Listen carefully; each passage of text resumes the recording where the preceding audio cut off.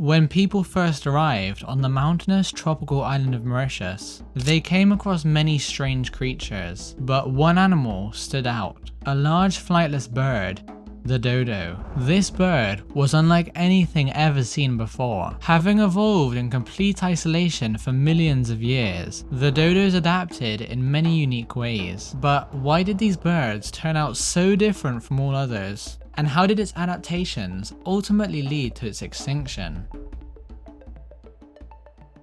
10 million years ago, deep beneath the surface of the Indian Ocean, molten rock began pushing its way up to the surface, until suddenly a volcano erupted. As the lava cooled, it started to build up on the sea floor and formed an island, which we know today as Mauritius. Starting out small and devoid of life, over the course of millions of years, it transformed into a tropical paradise. But it wasn't the only island to form in the area. Just like how Hawaii formed Island by Island, this hotspot of volcanic activity formed a chain of islands. Although it wasn't until 8 million years later that Reunion, and shortly after that Rodriguez, popped up on the map. Since these islands were extremely isolated from any large landmass, only animals that could travel across the ocean, like bats and birds, could get there. But the islands are also home to snakes and lizards, some of whose closest relatives live very far away. Being cold-blooded means that reptiles can survive for long periods of time without food or water. This, combined with their lightweight bodies, makes them the perfect candidates for dispersal via drifting. Amphibians, and perhaps more importantly mammals, never made it. And so the birds and reptiles live without competition from large herbivores or predators. This isolation led to the evolution of many endemic species, all of whom evolved no defenses to mammalian predators, an adaptation that would eventually come to bite them in the back.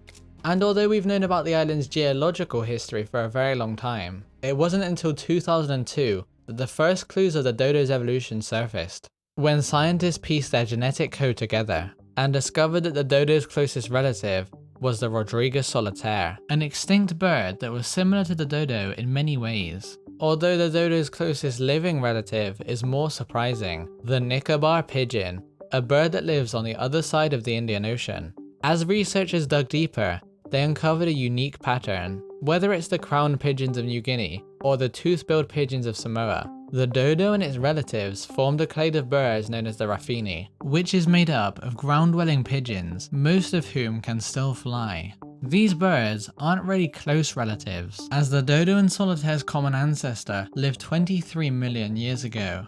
This might seem confusing, as Mauritius only formed 10 million years ago, but there were actually other islands that are no longer around today that these two lineages separated on, although the ancestor of the dodo must have retained its ability of flight for a very long time. And similar to other pigeons in the same clade, its ancestor would have mostly lived on the ground, slowly reaching Mauritius by going from island to island, likely from Southeast Asia. When the dodo's ancestor arrived, it discovered a land completely free of predators. Without any predators, they no longer needed to be small, quick, and agile, and their larger bodies came as an advantage, allowing them to store more fat, giving them a better chance of surviving the dry season than smaller birds. This, combined with larger bodies being more efficient, led to the dodo's total domination of Mauritius. The pattern of birds attaining huge sizes in places without mammals is an unspoken rule in nature that takes place around the world.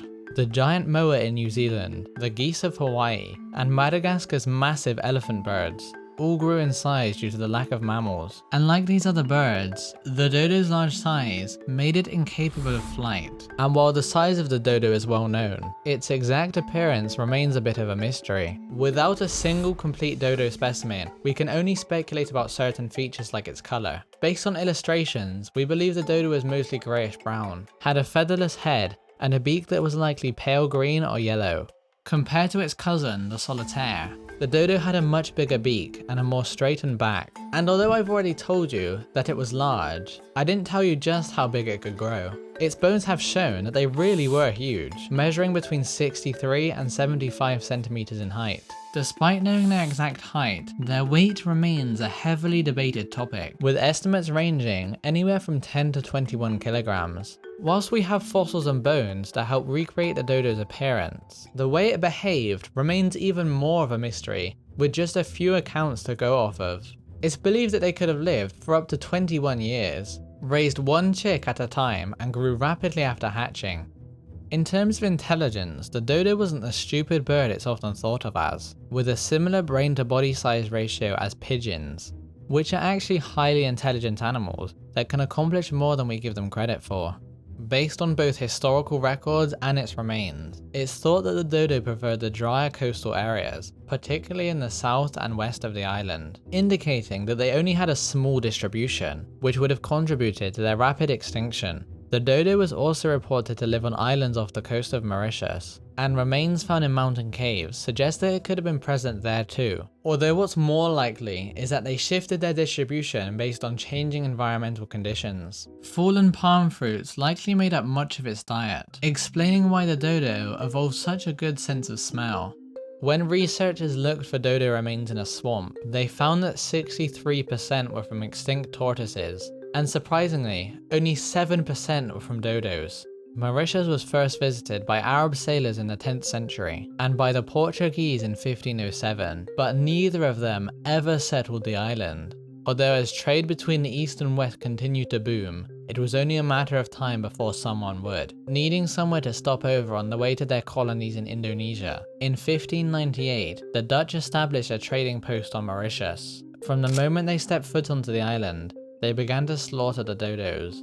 Being unafraid of people and flightless meant that the dodos were the easiest animals to hunt. As soon as scientists laid eyes on the dodo, they knew that it was something unique, and live individuals were sent as far as Europe, India, and even Japan. Although we are often taught so, it wasn't actually human hunting that drove them to extinction, as the human population on Mauritius was far too low to wipe out a species. But since the island was a major shipping stopover, many invasive species were introduced. These animals, particularly the pigs and macaques, ate the dodo's eggs, and since the dodos had relatively few offspring, their decline was fast. Contrary to popular belief, evidence suggests the dodo was well adapted to its environment. It wasn't unusually slow or stupid. And like I said, its brain to body size ratio was similar to that of modern pigeons, which are known for their intelligence. The myth that the dodo was doomed to extinction due to poor adaptation is also untrue. The dodo had survived for millions of years on Mauritius, thriving without predators and evolving in accordance with its environment. It was only with the arrival of humans and the introduced species that they brought with them that the dodos faced threats they couldn't withstand, leading to its extinction. The last widely accepted sighting of a dodo took place in 1662 on Amber Island,